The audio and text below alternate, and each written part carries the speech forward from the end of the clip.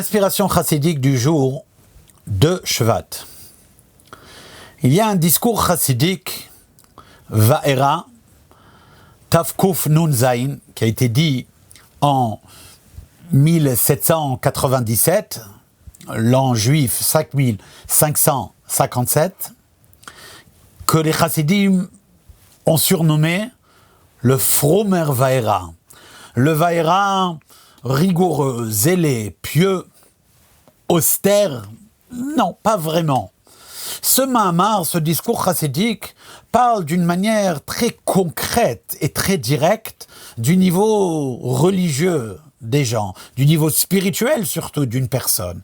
Qu'une personne parfois, alors qu'elle est a priori en train de faire son avodat Hashem, elle n'en est que au tout début, et parfois elle peut encore tomber dans des avérotes. Et il parle là-bas de la valeur de la teshuva, et qu'Akadosh Baruch Hu, au final, il ne repoussera jamais quelqu'un d'une manière définitive. Mais que parfois, le fait qu'une personne se sent repoussée au niveau spirituel, c'est parce qu'il se raconte des histoires dans son avodat Hashem. Et donc on le fait chuter afin de le faire prendre conscience de ce qu'il doit réellement faire dans son avodat Hashem. C'est un mamar qui donne des frissons. Le petit-fils du Rav Levi Yitzhak de Barditchev, Rav Moshe Lev de Barditchev, a dit à propos de ce Mahamar qu'il ne peut que imaginer quelle était l'ambiance parmi les chassidim lorsque Rabbi Shneur Zalman a dit ce discours pour la première fois, sachant qu'à chaque fois que Rabbi Shneur Zalman parlait de quelque chose ou même pensait de quelque chose, eh bien, ça créait un impact émotionnel très très fort sur ceux qui entendaient ou ceux qui étaient à proximité.